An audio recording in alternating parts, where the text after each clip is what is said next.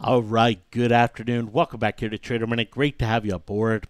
Let's go out and take a look at the market and positions here. I have one position on the board. I'm down about $300 on it, XLI, and this is one that I bought on the gap down Monday. Well, after it rallied after the gap down Monday, and it just really hasn't gone anywhere. I mean, yesterday the market was up big and it was down, 18 cents. Today it's up 20 cents. It just really hasn't gone anywhere. If we look at the hourly chart here on it, you can see, the Bollinger Bands on this have just flattened out incredibly. Just incredibly. This is the tightest range that XLI has had for multiple days in months, in many, many months. And while that's not overly surprising and shocking, it's not what you want to see when you're trading an option, because both the calls and the put values are going to go down. And that's what we've seen in XLI. Both the calls and the put options have gone lower as the implied volatility is dripping out of it here. And we haven't really had a move in it that's directional in terms of its implications, really since the gap down, which raised the odds of some further selling. I used the little raise up to say, okay, I'll get there. And, we rallied into the close a little bit. So, it's just one that's just kind of hung out at this pretty much same price ever since. And, my option moves $100 up or down, relative to where it was Monday afternoon. So, it's one where do I pull it off going into the close, take it, move on. A lot of times consolidations like this do lead to a pop higher, but it's also one where I look at the overall market and I look at what's happening and I look at the underperformance of the XLI, and I'd be a little disappointed if we saw the market take a nice little leg lower tomorrow and I'm not in it. And I think there's a pretty good chance of that. You see things like a Boeing, it's holding up, a Triple M, which is creating a little lag, or created a little lag in it yesterday. It's bouncing a little today. Honeywell, we're not seeing any real big upside here to them. And, it's kind of in that same spot that it was when I got in. I think there's significantly more downside potential if it moves than upside potential here in the short run. And, so I'm most likely going to continue to hold it into tomorrow. I probably won't have a lot of leeway to go much further than that if it continues to rally up here a little bit. I'd like to see it stick below 68. I don't think 68 is a magic number here for it, but I'm most likely going to hold this into the close. The overall market, there's no real change in it. In fact, the market vibe here today is still neutral.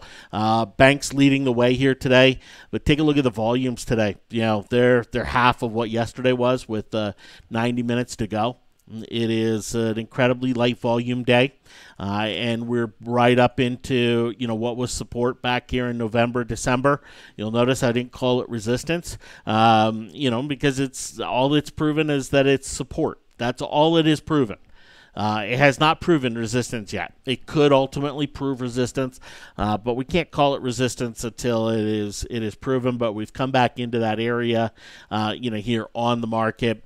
We saw the Fed beige book here. Not too long ago, the market took a little leg up here on that beige book. In fact, let me pull the 1 minute up. You can kind of see beige book came on out here at noon my time, 2 o'clock Eastern, and we've just kind of seen the market trickle on up here about 4 points since that.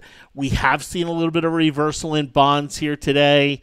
We don't have mass participation. This is one where it is absolutely bank driven. And, rightfully so. We talked about the bank earnings last video and everything else, but rightfully so there, in terms of the banks.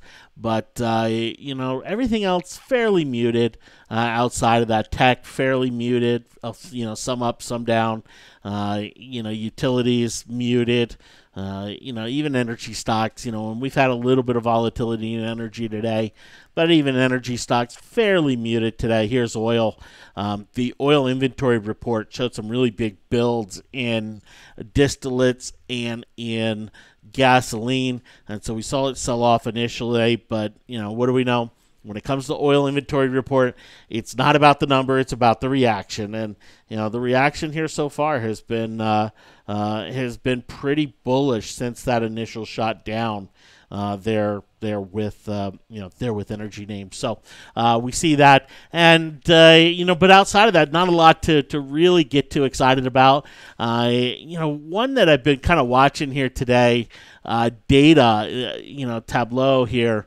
This is one that was kind of quasi-upgraded here this morning and pretty much opened and gapped up, but it's pretty much sold off all day.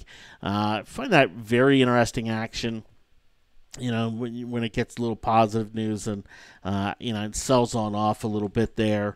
So we do see that there. The options aren't exactly great. We see Caterpillar, which is just, kind of in this same 132 spot with no volume in it. And just a heck of a lot of that out here, and it's one of those where if the market sells off 10 points into the close, and that changes how you look at the market, you're probably overanalyzing it.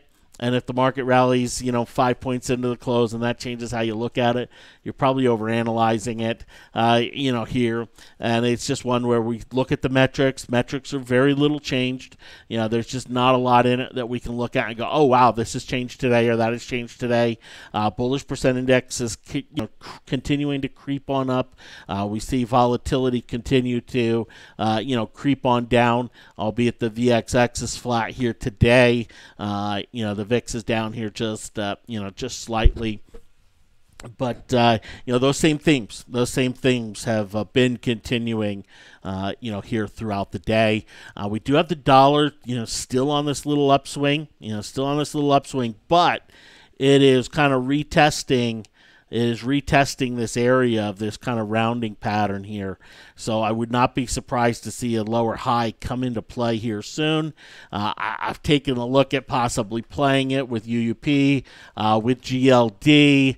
I just haven't found, an option that I go, wow, this is going to pay off. GLD has just kind of stayed in this consolidation here. Ever since I got out, pretty much, since I got in, it's pretty much stayed in this consolidation and, not really going anywhere there with it. I would not be surprised to see another leg up on it if we see that next down leg here with the UUP.